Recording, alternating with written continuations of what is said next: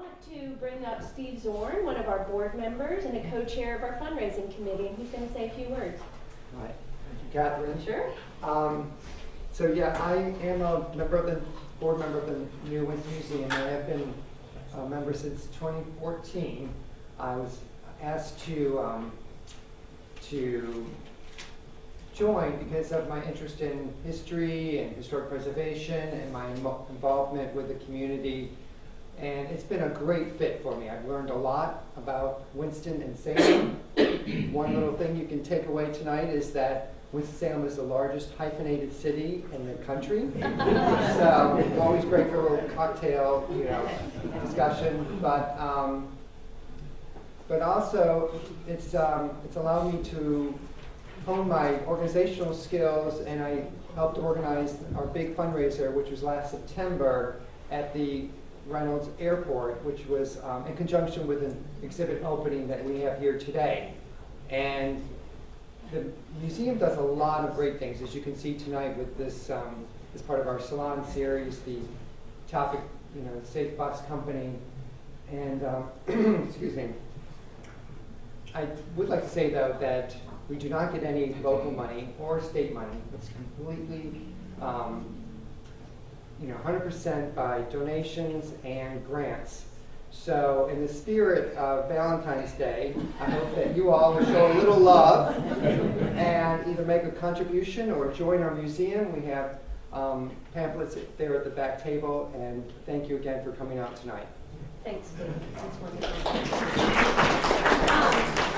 I wanted to bring to your attention, you might have seen in the back there, some artifacts that were brought, Ms. Carson-Wilkins brought some, as well as our friends with the Society of the Study of Afro-American History. And we work in partnership with the Society often to plan programs, and they have an amazing collection of African-American history in the basement here. And it's really fantastic. Our community did not do a great job collecting the stories of the African-American people living here in Winston-Salem, but the Society has done a great job, and so it's a pleasure working with them, and please enjoy over there. I'm going to do a brief intro of our guest. Oh, I wanted to make a pitch real quick. This weekend, February 13th, at Old Salem's Gray Auditorium, our Director of Curation, Chris Jordan, is going to be giving a program called Strange Bedfellows, The Romance of Winston-Salem. And he's going to talk about how it was kind of a tumultuous relationship, but ended up being, a love story for the ages. So, and then February 25th, part of our salon series is we're taking a continued look at disabilities in Winston-Salem. Our first was about the history of disabilities, and how the American Disability Act affected one particular resident here in Winston-Salem. It was very interesting. This time we're going to be looking at the institutions that have, the early institutions that really kind of address the issues of disability. So I welcome you to come to that on February 26th, or 5th. All right, so I'd like to introduce our esteemed guest today, Miss Priscilla Stevens, right here. She was one of the few young female drivers in the industry, and she began working for Safe Bus Company in 1966. She was trained by the beloved Safe Bus veteran, Clark Campbell, for whom the WSTA Transit Center is named. She left the Safe Bus Company in 1972 to become a driver for R.J. Reynolds Tobacco Company, and in 1980, Ms. Stevens became a driver for Greyhound into her recent retirement in 2012. So thank you, Ms. Stevens.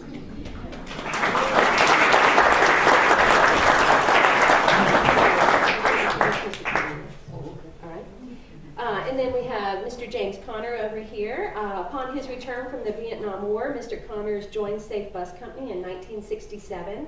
Several of his family members had previously worked for the company. He retired in 2004, where he served the Winston-Salem Transit Company for 37 years.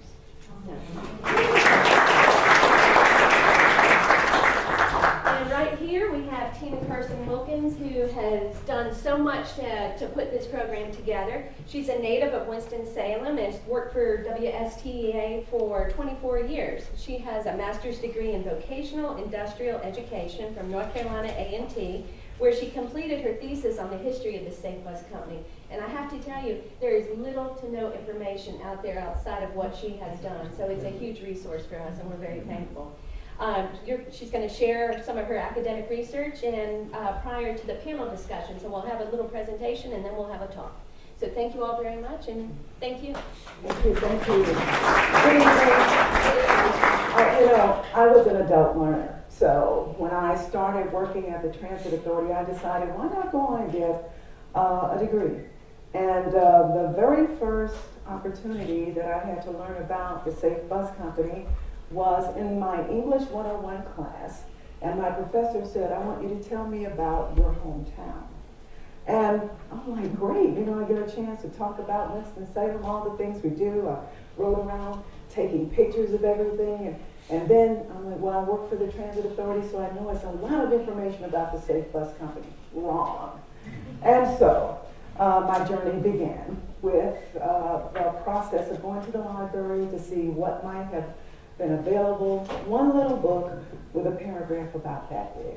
And so I wrote as much as I could, but then when I had the opportunity to work on my master's degree, I chose to do the research, the history of Safe Bus Company, because absolutely nothing was out there. Mr. Joe Bradshaw, some of you may know him, was a local historian. He had many pictures, some information, but so I, did a lot of interviews and things of that nature. So, with that being said, I have a lot of stuff that I can tell you, but I decided to put it in a PowerPoint presentation to keep me focused and to make sure that I hit every point that I wanted to hit. So, not a lot about Safe Bus in Winston-Salem, but a lot about other companies. And unfortunately, it was the history that should have been told that never was. And so we decided to go all the way back to 1890 to talk about how the history of transportation began. It started with electric streetcars, jitneys, and now we have hybrid vehicles. But this is in 1890 when the electric streetcars were out there. And so, of course, Winston-Salem was joined in the years after that. But Mr. Freeze, Henry Freeze, took over took over control of the electronic trailways as far as the trolleys were concerned. He had a power company, but still nothing in the African American community. Just thought I'd let you see what 4th Street and Liberty Street looked like during that particular time. And then we shoot to 1914. 1914 when Mr. E.E. Richardson got a contract to work at R.J. Reynolds to build some of their buildings. And he wanted to make sure that his employees got to work on time. Unfortunately, there were no buses that could get them to the work site. So he used his vehicle, his jitney, to get people to and from work, to make sure that that contract was solid. Trolleys didn't serve East Winston, but Jim Crow public transit laws made it necessary for the privately owned jitneys to provide transportation for residents of that area. Luckily for many of the people in the African American community, R.J. Reynolds did hire minorities. I think when Mr. Ralph Morgan came back from World War I, in 1918, I think, anyway, when he came back to Winston-Salem, he realized that there was really a need for jitneys in the African American community. I mean, after all, the U.S. government decided to ship all of the soldiers around in jitneys, so he and his brother, Harvey, thought it was a magnificent idea to bring jitneys to Winston-Salem, and oh, what a profitable business it was. Unfortunately, though, by 1923, they had 27 jitney companies operating in and around East Winston, wreaking havoc. Almost running people over, traveling all time for the day and night. So people in the 7th Street and Woodland Avenue community started to complain loudly and to say, hey, it's not operating the way it should be. Perhaps you should stop issuing jitney licenses to people. So by the time that Mayor Thomas Barber in 1926 had was in City Hall, he called all of the jitney owners together and said, you're going to have to work together or not work at all. And because he explained to them, they were unsafe, they were doing things such as pulling up to different corners, stealing other people's fares. It was 5 cents at the time, but it was a great way to make a living for some people. So he told them to either work together or stop operating. The jitney men were so reckless, but decided that they would band together. They promised they would operate a safe bus company, thus the name. So they were so successful by that time that 35 men chose to get into the transportation business. 35 jitneys were operating in 20% of the city. The other 80% Duke Power and Southern Public Utilities had covered. So 22 jitney owners decided to get together about April 24th. Through the hard work of Mr. C.T. Woodland, he pulled everybody together to go to the Lincoln Theater, which was a theater, a movie theater in the East Winston for African Americans. 13 of these men decided that they would put their life savings together at $100 per share. They came up with $100,000 in 1926. I took the time to pull it up to see what that would be worth today, $1.3 million. Anyway, so they pulled all of their money and their assets together. They were granted a charter May 26, 1926, and started operating June 1st of that year. These are the original owners. And I won't, read all of the names off to you, but trust me, I can just about recite them in my sleep. But interestingly, of these gentlemen, 2 sets of these owners were brothers, Harvey and Ralph Morgan, and Elijah and Joseph Miller. And everyone else came to the table with their own jitneys and, of course, with their own money. This is one of the first buses that they operated in 1926. Initially, the drivers had to park at Mr. Morgan's house, located at 1424 Cromartie Street. And then they worked it out with a local high school, which is now the location of Winston-Salem Prep, to be able to park their vehicles there. This is what that would look like with all of the vehicles lined up on Cromartie Street. Can you imagine how the neighbors felt about it? The first garage, this was their very first garage, located at 3rd and Patterson Avenue, near that corner. Having to go in and repair. They couldn't operate out of that building because it was dilapidated, basically. But they were able to go in and repair their vehicles that way. And they worked. The office building was leasing space in the Atlantic building located at 3rd and Church Street in Winston-Salem. Men came from all over the country, particularly the South, to come and work at Safe Bus Company. These are just a few pictures of those who are driving and some of the dispatchers as well. And operators recruited family members to work at Safe Bus. This is Mr. Clark Campbell, who came to Winston-Salem in 1944. And then his brother Theodore, after leaving the Army, joined Safe Bus Company in 1946. They had a habit, policy actually, of hiring veterans.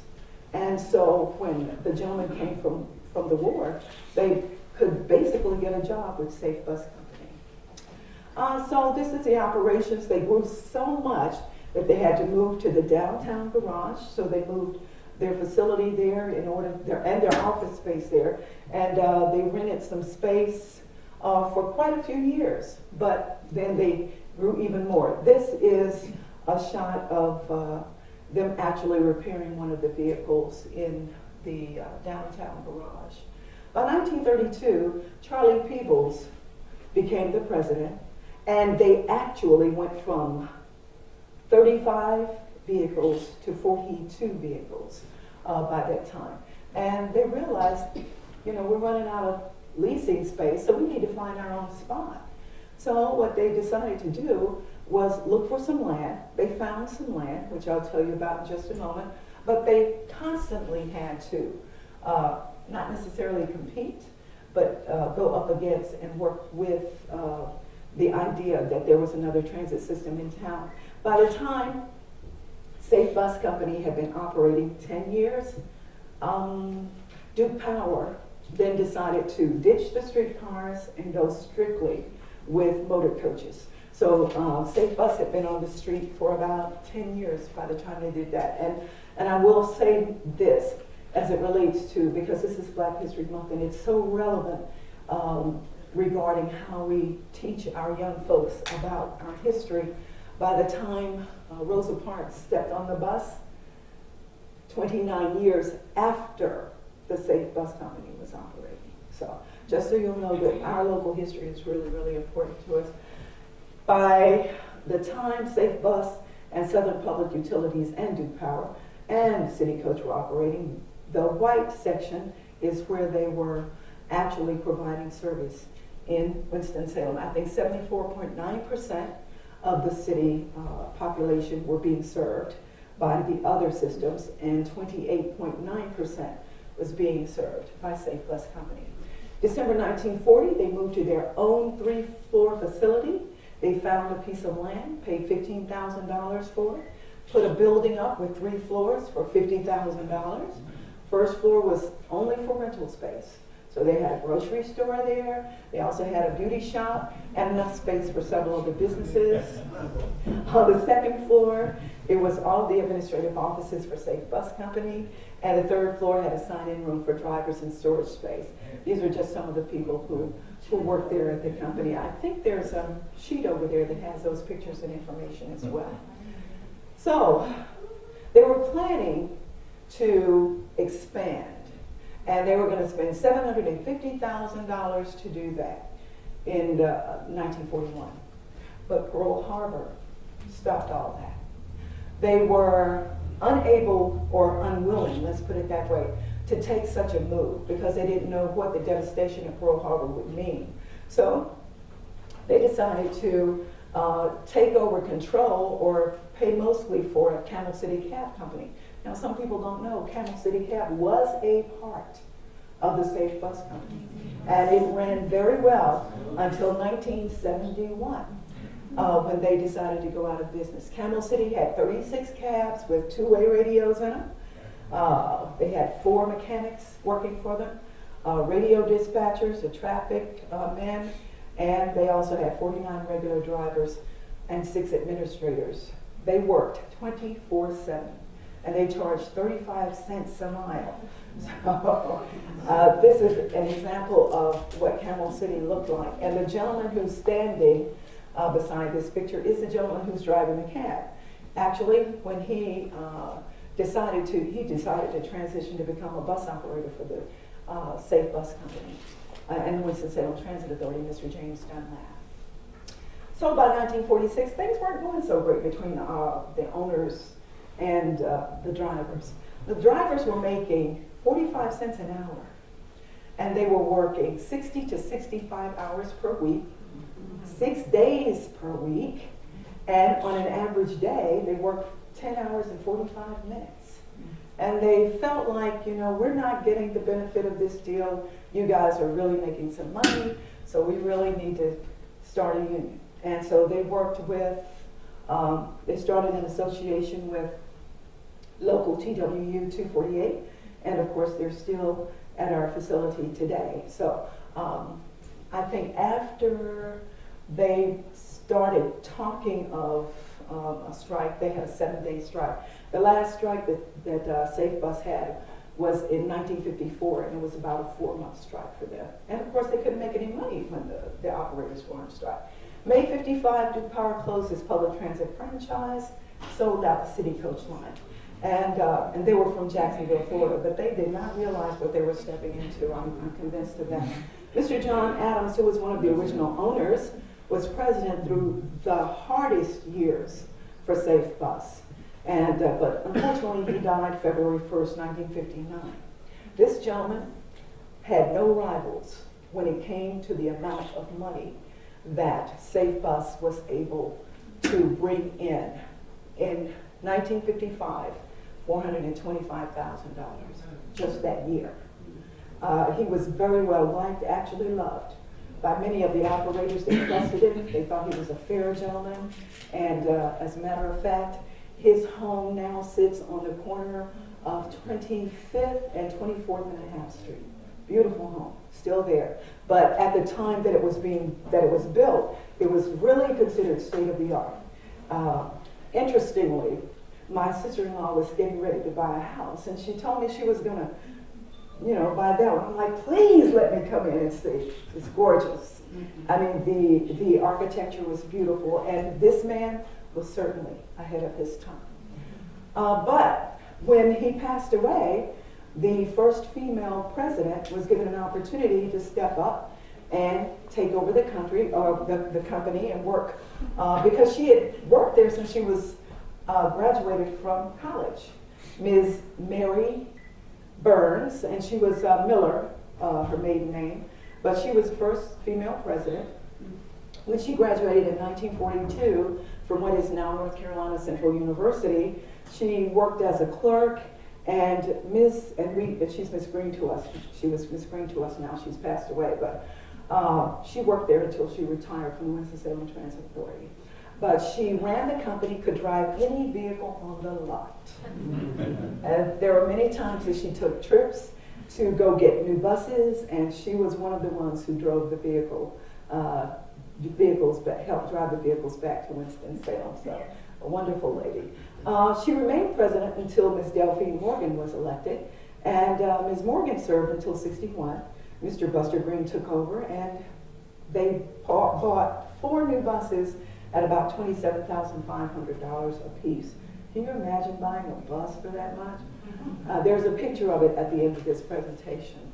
Just a few shots to show you some of the vehicles that they had. This is actually Twin City Coach. This is their bus lot, which is right across the street from Safe Bus Company. So, from what I've been able to determine, I think these 2 companies provided service that for 58% of the community that were within 1,000 feet of each other. So they were really able to hit the transit-dependent community, but they were so close to each other that this is Miss Stevens when she was dubbed the very first female bus operator for the Transit Authority. I have a picture back there she never knew I had. But this is her a shot, and I think it was because she was the first.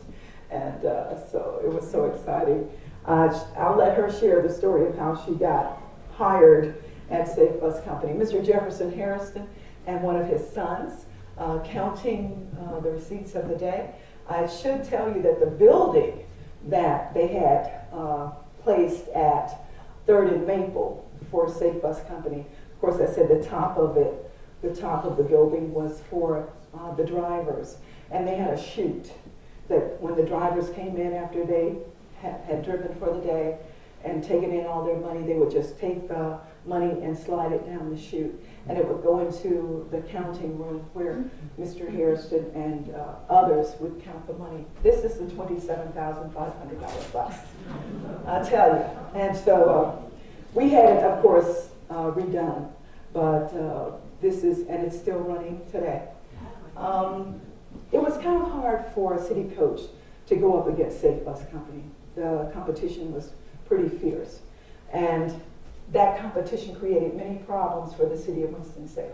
As a matter of fact, they had a company come in, Wilbur Smith and Associates, to come in and do a study and find out how the community was dealing with, not strife, but with the issues of competition. And Smith and his folks came up with 3 options. Either they merge, either one buys the other out, or the city should just tell each of them, look, you gotta go away, shut your doors, we're gonna have our own transit system, because it was creating too many problems for them. By '65, the competing system, the coach line, Twin City Coach was insolvent, and Safe Bus said, you must be crazy if you think we're gonna let you come in and take over our business. We're not gonna do it, we're doing too well.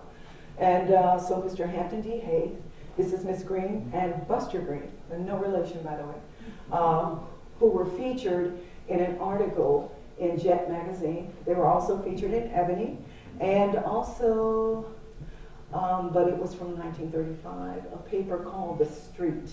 I do have a copy of that, but this is the Jet magazine that they did, and this is Mr. Clark Campbell on the front of that.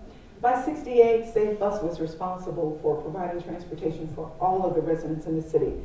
And I will tell you that Mrs. Ruth Hayes shared with me that when Safe Bus was forced into taking over transportation services for the entire city, they were then allowed to come deeper into downtown Winston-Salem.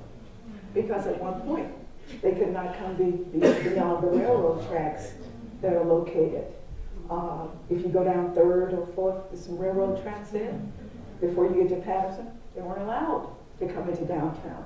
But when transportation was for the entire city was not necessarily an option for them, but when they were told they were going to have to do it, they were given the opportunity to go inside. One of the things that I do want to share with you, the people with Safe Bus, in my mind, some of the businessmen were geniuses, because they took old vehicles, old buses that they couldn't use anymore because they were constantly buying new equipment. They sent the old buses over to Cuba and sold them to Cuba. So no doubt, if you see one of those old buses over there, it could be one of the ones from Safe Bus Company. But when they took over transportation, they went from 20%, of course, to 100%. There were some problems because old attitudes about segregation forced them to not be able to pick up the people who had once used Twin City Coach. They lost 40% of their ridership. And the integration of schools, who would think? The integration of schools caused problems for Safe Bus as well. And so I put it this way. Segregation was responsible for the need for the Safe Bus Company, but integration essentially killed it because they didn't have to pick up the students going to school anymore. Those little yellow school buses started to roll. So this is a shot of them transporting students to Reynolds High School, and many, many students knew all of the operators for Safe Bus Company. So remember when I said that Wilbur Smith and Associates said that you guys need to develop an authority that would then be able to provide your own transportation system? In 1968, the Winston-Salem Transit Authority was created through legislation for the North Carolina General Assembly.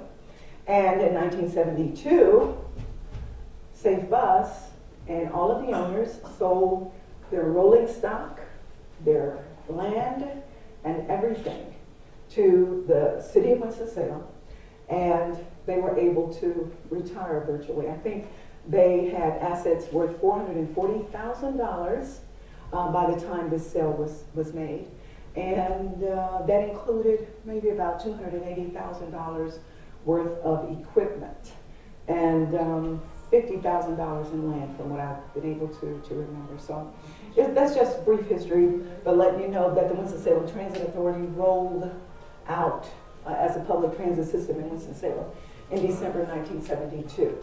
We won't take questions right now. If you don't mind, we'll save them, but I'd like to definitely give you an opportunity to hear from Ms. Stevens as well as Mr. Connor. As I was saying yesterday, they are really the stars of the show because they were sitting behind the wheel of those vehicles and met so many people and experienced so many things as employees, not only of Safe Bus Company, but as the transition was made. So I'm going to start with Mr. Connor, if I may, if you wouldn't mind sharing. How did you get involved with Safe Bus Company? When I retired here in Winston-Salem from the Army in Washington, D.C., I was looking for a job. I went to City Coach, and they wanted me to be a serviceman, changing tires and changing oil and all that jazz. I told them I'd never done that before. So I went to Safe Bus, and they hired me right away.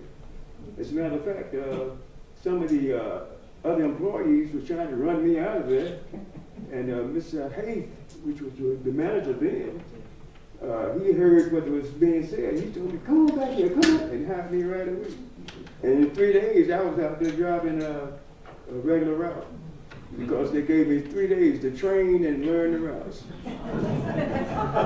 Then he asked me if I knew anybody else with my ability and so forth, and I said, no, I don't.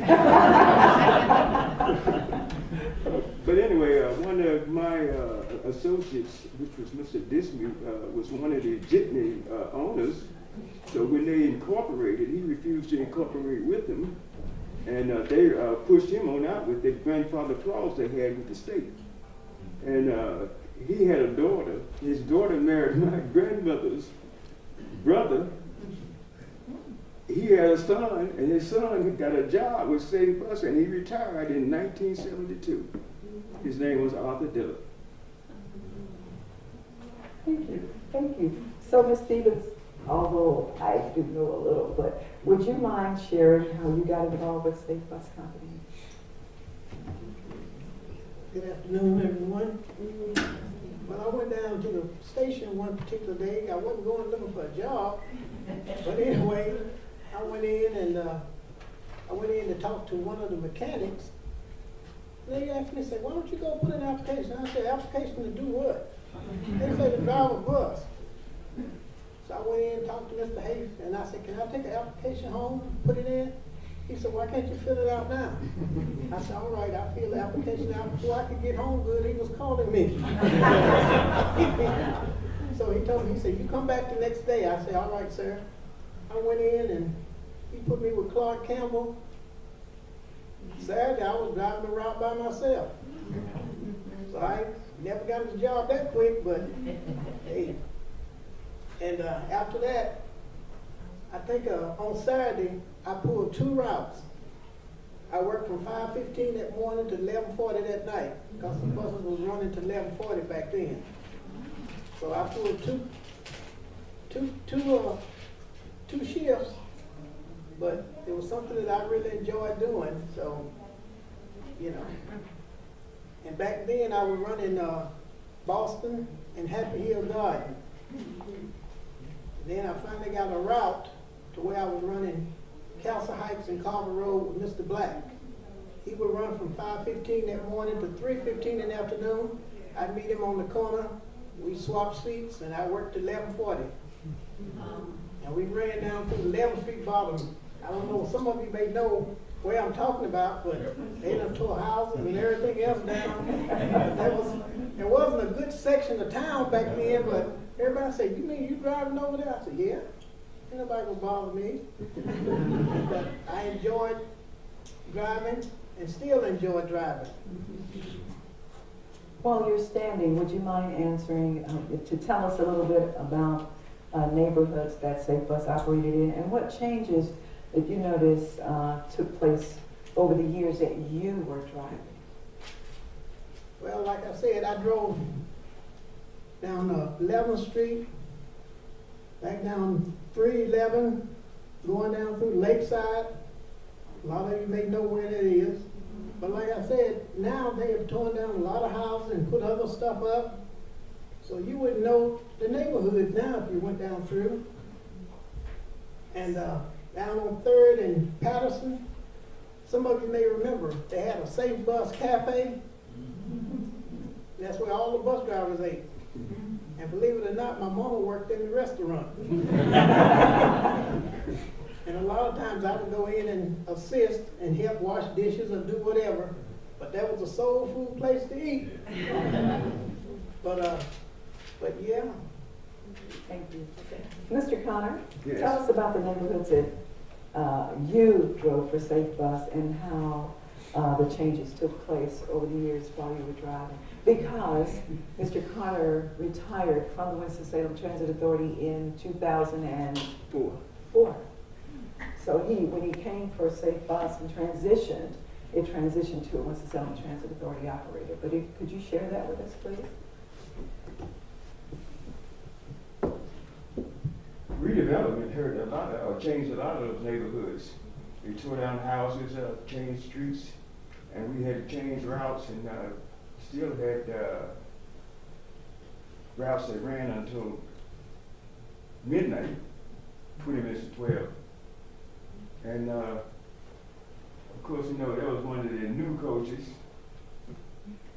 That's a 1969 model, isn't it? This is 67. All of them painted the same Yeah. color. But anyway, a lot of those routes were combined when we had to take over the city.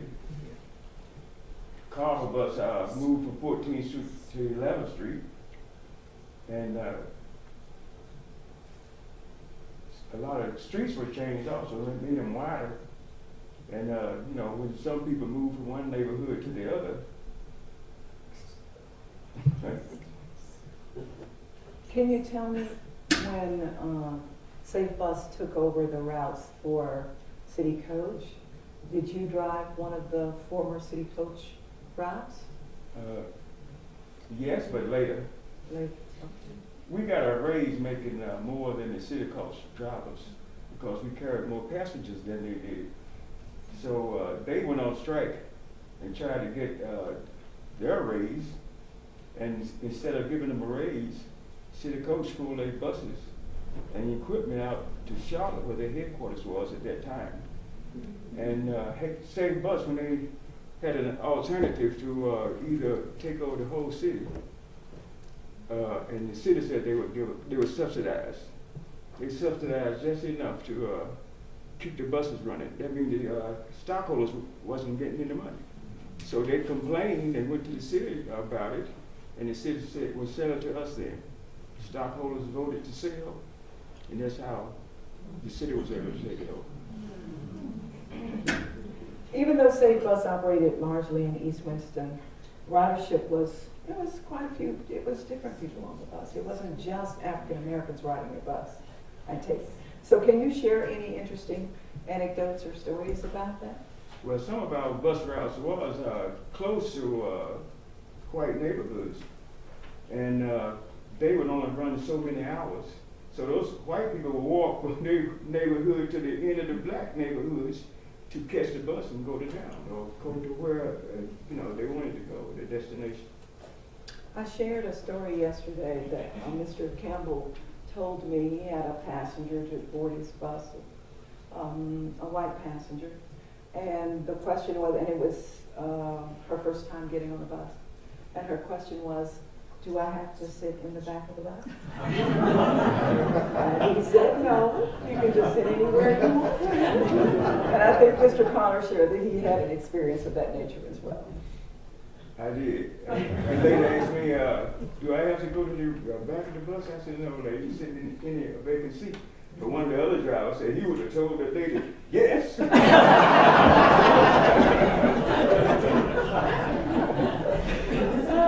Ms. Stevens, did Safe Bus operate downtown? Yes, ma'am, we operated downtown. Into how far into downtown? When you were working there, how far did they When I go? was driving, we'd go across the railroad track Okay. and back up Patterson Avenue and back over in Boston, because that's where I was running, Boston and Happy Hill.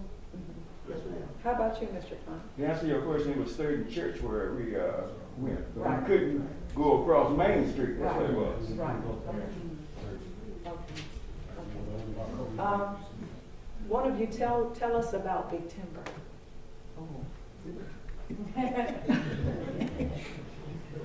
Big Timber was one of the buses that City Coach had.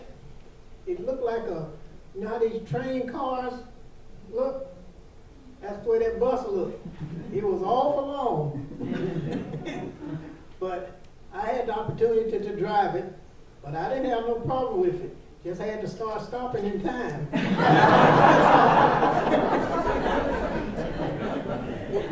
It was also a bus that the management of Safe Bus would use when an operator had quite too many accidents or drove too fast or did things that he wasn't supposed to do. So it was supposed to be like a punishment type bus.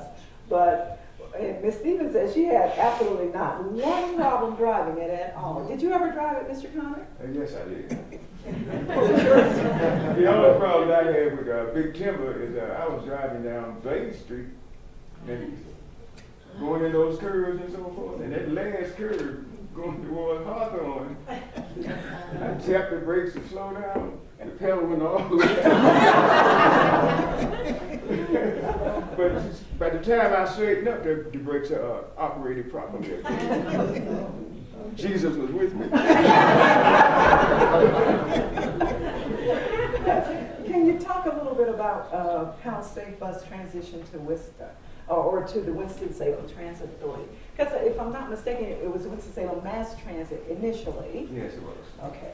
And can you talk about that transition? How was that for you? And then we'll have Ms. Stevens answer the same question. For me, I'm one of those type of people who will do my job to the best of my ability, or either I'll tell you ahead of time that I'm not going to do that or I can't do it. And whatever job they would give me, I was, from all the service I've had and all the schools and so forth I went to in the Army, I could adapt to any situation. So it was no problem. I drove everything from a tank down to a Jeep. Was there any concern when the city was buying Safe Bus Company in terms of the jobs for the operators? Did any of you have concerns about losing your job? No, at that time I was president of the union.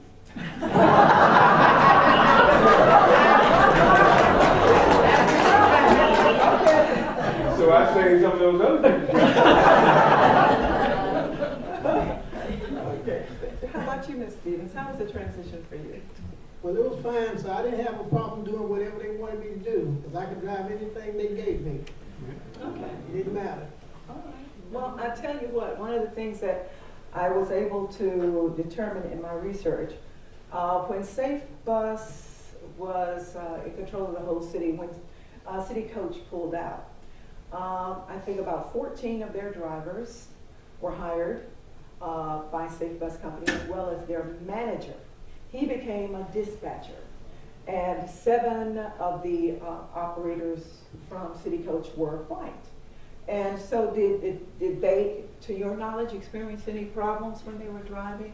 No, because what they did is hire them to drive the west routes, the white routes that city coach had. Okay.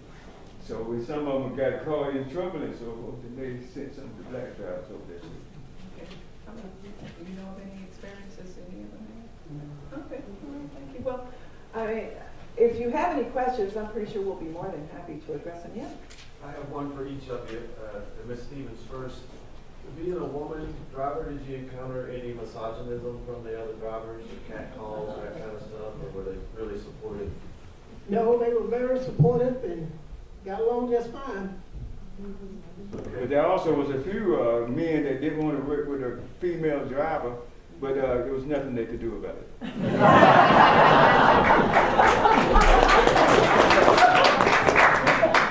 The way I see that, they were on their bus, I was on my bus. And she could drive better than somebody. And Mr. Connor, you talked about some friction between you and the other guys in the service center when you first started, and that's why they kicked you over to driving. Was it because there was heavy competition, job competition, that they were afraid that the new kid coming in was going to take their jobs? I mean, what was the friction between you and the guys in the service center? Well, there was no friction on that because we didn't want to work like she did, 18 hours a day. Okay. So we were glad because we would have a chance to go on vacations and so forth. Yeah. One of the things I will share with you is that they were considered extremely good jobs. Safe Bus Company, if somebody got a job, I think I have some pictures back there of different years of operators. Some of those guys, 20 years later, were still driving the bus. Those were considered very, very good jobs. And bless his heart, Mr. Campbell, from what I was told by my mom and some other ladies who had the pleasure of riding with him, women would get on those buses and they would ride from this point to that point, to this point, to that point, all day long. Because us bus operators were considered a great catch at that time. Yeah. I'm curious, the $750,000 investment, where did that come from? Was that a pool of people or was it an institution? That No, they were owned going to it? borrow the money. Okay. Yeah, What they were gonna institution? borrow the money. You know? No, I have no idea, but they were going to borrow the money, and everything was solid until Pearl Harbor. And they made it through the Depression with no It problem. was kind of difficult for them. They had some struggles. I think in 1936, things were really going well. They had 75 employees paying out salaries of $65,000 a year. They were buying 500 gallons of gas every day, 25 gallons of oil every day. And then things got a little tough for them. I think from one of the things that I've heard or read, an operator, Mr. Cuthell, forgive me, I don't remember his first name, was driving down Trade Street and the brakes gave out on his bus and it flipped over. And so when it flipped over, everybody was fine, but when it flipped over, the city was so concerned that they forced them to replace 14 vehicles. So the reserve that they had, money they had saved up, they had to spend it on buying new vehicles. So it was hard, but they did get through it. Yeah. I like to offer a different perspective with a little sense of humor about Safe Bus. The land that Safe Bus was sitting on, if you start up out of Winston going up 3rd Street, and you get to the first bridge over 52, that bridge on 3rd Street to the bridge on 4th Street is the land that Safe Bus sitting on. Reason I know, I was a grocery boy in that building. And I had a different perspective. They had 2 fences, one on 3rd and one on 4th Street. And being a kid, when you see a fence, you go on to it. And I think we probably drove every bus and every cab that was on the lot. And literally, we didn't crank them up, but we had to enjoy the ride. And on Sundays, just like the picture showed, where they counted money, I had the opportunity on Sundays. Every neighborhood had a little second business, if you know what I mean. So I had to go get change on Sundays to serve for the whole week. And I was one of the few people, being a child, allowed to go up there on Sunday morning where all that money was. Reason being, because Mr. Harrison, they knew me because I was a grocery boy. They came down and bought sodas. They knew who I was, so they were always telling me, what you want? I tell them what I wanted, give them the change, and at the time, I thought I've seen the most money I've seen in the world, all that money. And it was a good experience. I think it was located in the 600 block because I was raised on the 800 block of 3rd Street. But just between those 2 bridges over 52, all that land was Safe Bus and County City Cab. If I pulled up, I Google everything. I do that because I work for the Transit Authority and I like to know where everything is. But I Googled the location of the Safe Bus facility that they had built. And it is now a parking lot. If you travel up 3rd, and it's on the corner of 3rd and Maple Street. And I do have 1 or 2 pictures, I think, in my presentation on it because it's really, really hard to find things like that. Yes, sir. Good evening, everyone. Good evening. My name is Clyde Scott. I'm from David County, Moxville. And I'd like to share with you how I met Priscilla Stevens there. I went to work for Greyhound, Southern Greyhound at the time in 1966. And when Priscilla was hired, I was a driver instructor. And I was one of Priscilla's driver instructors. And to follow up with how daring Priscilla was, I was made safety coordinator here in Winston-Salem, North Carolina, and I made Priscilla one of my driver instructors, and we trained drivers up and down the East Coast, Pennsylvania, Jersey, south to Georgia, South Carolina, and Priscilla certainly was a daring person, and she was certainly an outstanding driver. And so I just wanted to share that with you. She was not only the first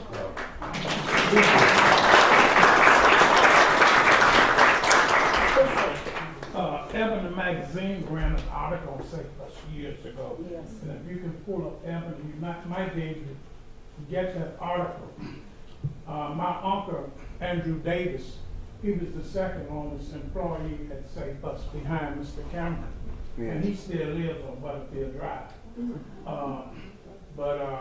Ebony did do an article on Safe Bus, I guess about 40 years ago. They did. So if you can pull up Ebony's library, you might be able to get that information.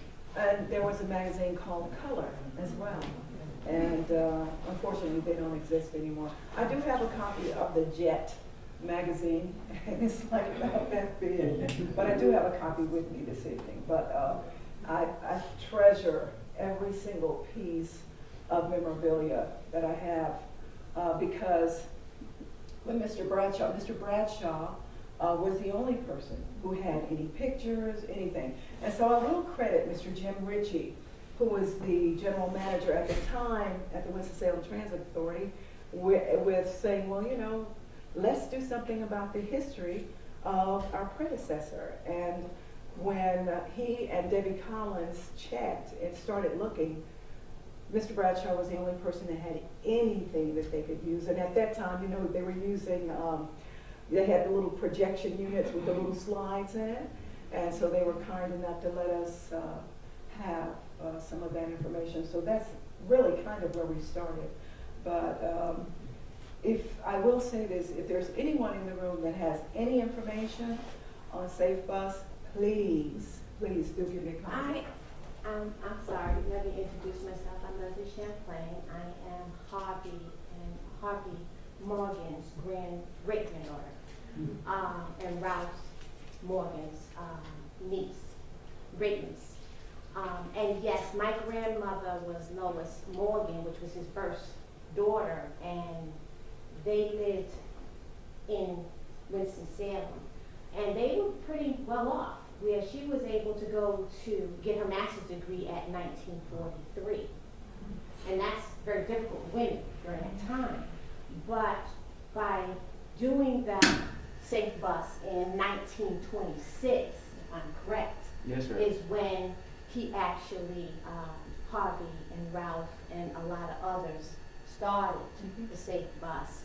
My grandparents do have a lot of pictures, and we do have a lot of stuff, but we went north, and I'm just coming back to Raleigh, but my mom just happened to see a program and saw Harvey Morgan's name, and then she talked to me on Tuesday night, and I decided, okay, Wednesday I go to work, and I decided, well, let me look up, and because I remember my grandmother talking about this, and she used to play piano so well, I just wanted her to play piano.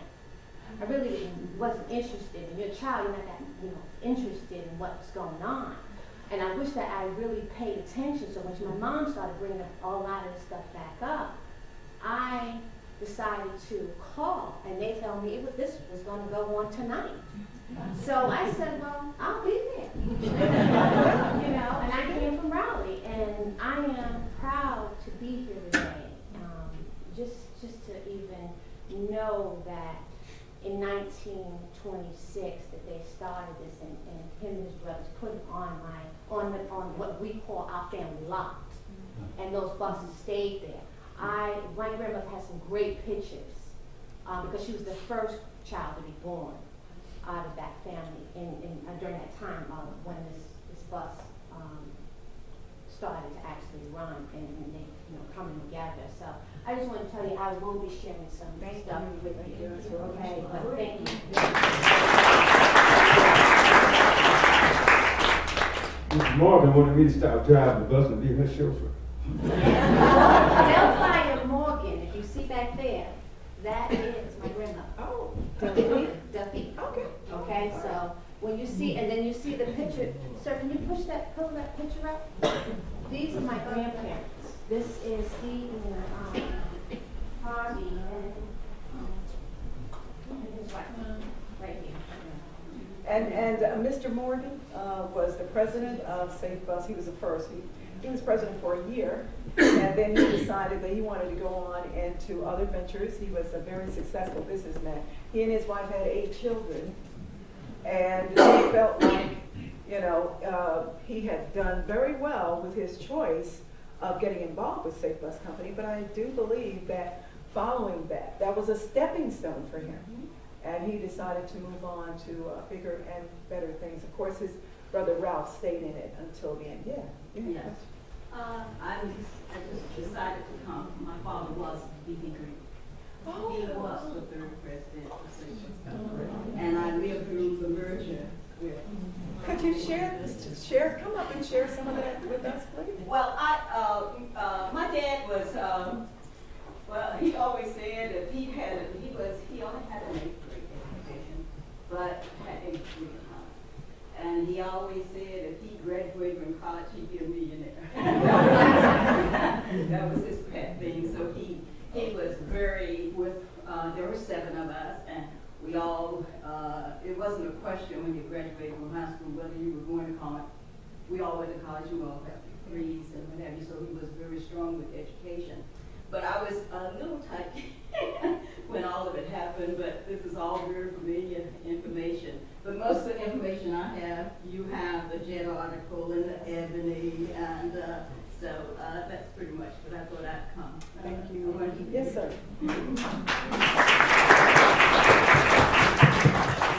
Can't stand up. John Adams. Yes. I knew you were related to him. Yeah. That was my grandfather. Okay. And I will try it. I haven't looked at that stuff in so long. Okay. I'll try to go through my mother's trunk and see if I can find some paraphernalia for you or whatever, you know, you might. I know where that, I think I know where that Ebony article is. Okay. And if so, I'll bring it to you. You know, I'm not known to be a stalker, but I'm going to be. Yes. Were there any other female bus drivers? Yes.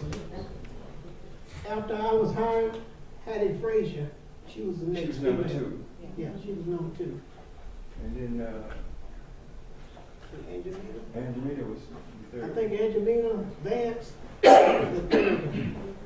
And if I'm not mistaken, Miss Vance was white? Yeah. No, who was the first white female driver? Because she made the paper. The girl we call Butch. She had cowboy hat. The girl had cowboy hat. I have the information, but I have the information, but I didn't put it in his presentation. Yeah, I just remember Hattie Frazier and Angelina Vance. And I will tell you, when we were sharing stories, Miss Stevens told us she was trained in one day. Yes. And she was with Clark Campbell, which that doesn't really surprise me, that he would put it all in one day. But just to give you a perspective now, our operators are trained for 8 weeks. Yeah, 8 weeks. They are now. Yeah. 3 days. But anyway, Safe Bus was prosperous, so a lot of the drivers and employees out there was able to buy homes and send their kids to college. Yeah. Any other questions? I'm sorry. Yes, ma'am. Yeah, I was wondering, would it be on a daily basis that they would do the fairs, or did you have a weekly kind of fair No. for them? No, not at the time. Not at the time. They had a set fair. Yeah. Yeah, it's that 5 fair. cents. 5 cents was a fee. Okay. Then it went up to 6, then 7, go from 7 to 10, 10 to 15, 15 to 20 to 25, and it stayed 25. About 25 or 30 years. Yeah. And it's $1 now, just in case you're curious. Yes, ma'am. I remember riding the bus with my mother in the early 60s, and the one thing that stands out the most is, and a lot of people don't even think about it today, you've mentioned that you drove the bus over to Boston, and this is where I live. That street called Glen Yes. I tell you what, as a small child, I used to always wonder how in the world could the buses get up that street without sliding? And the one or two times that I remember where you couldn't go, you had to kind of back all the way back down because it's a sort of a steep hill at the time. How in the world did you all do it? Because I remember the chains on all those big wheels. Well, I can't answer about when, but when I was driving, one particular night, I was going out Carver Road, and where we turned around, I had to make a left turn, go up. And when I made the left turn, the bus started sliding, and all I could see was a big pole. I said, oh my God. I let up, and I just barely missed the pole. So I don't care where you start sliding with a bus, it will find a pole.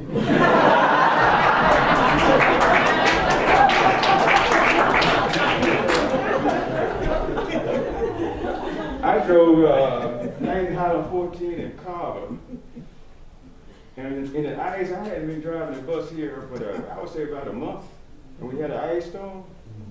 Had about an inch of ice on everything, and I was sliding down Delaware towards 311. I pulled up the Johnson bar, this emergency brake. And when I got back to the garage, I saw all the drivers in the garage. I said, you called the buses off? Why you call me? He said, we knew you could handle it. I said, I'm scared too. Mr. Campbell shared with me that I think years before you two got there, the buses didn't have radios on them. And so if there was a mechanical problem, the only way that they knew that the bus had broken down was if it didn't show up at the zone. And so he said at that time, most of the drivers, all of the drivers had to carry a wrench in their pocket in the event that something went wrong so that they could try to fix the problem. Otherwise, if they didn't show up, then of course maintenance would come out to where they were. But it was quite a bit. They didn't have radios when Priscilla and I started. Really? Okay. We had to go to the neighbor's house and call in. Well, one lady, I can't let you. I don't want to come in your house. Call this number for me. Well, if there are no other questions, I want to. No, I'm sorry. Someone. Yes, ma'am. I'm Margaret Aldridge, and my grandfather was Sam? Mr. Dillahunt. And he was one of the founders. But what I remember was that we never paid to ride the bus when I was a little girl. My mother would just show a pass that had her picture on it. And families still can do that today. Only one.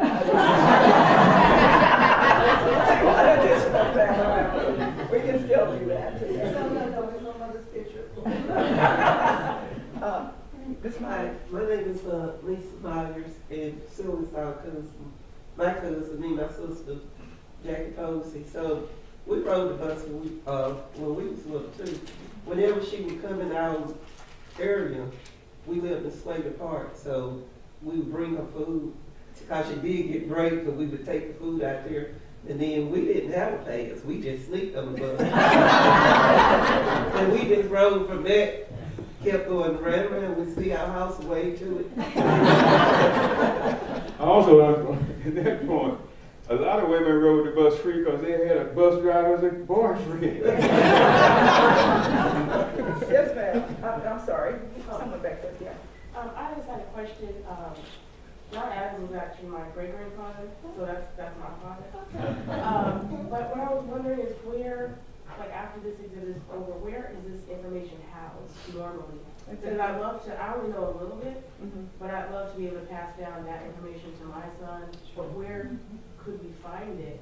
Well, you can find a little information online on the website for the Transit Authority, but I keep it all. I am the archivist for the Winston-Salem Transit Authority, and I will share it with family members. I rarely allow any kind of information that I have or that I've accumulated to migrate out in the community, only because I love it so much. History is very important to me, especially the history of the Salvation, I volunteer there, of the Safe Bus Company. So if you want to reach out to me, I'll talk to you after this, but I think I can take one last question.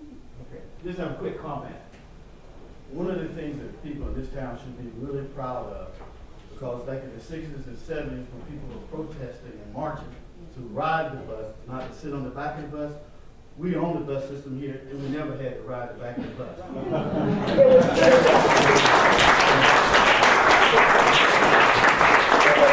was a great source of pride for the African American community. So with that being said, I'd love to, speak with you guys.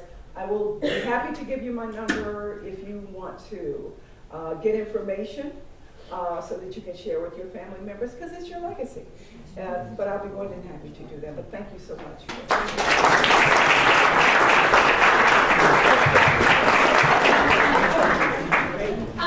Thank you all. Thank you so much for sharing your stories. That was, it's so great when history is fun, and I think Tina needs to write a book.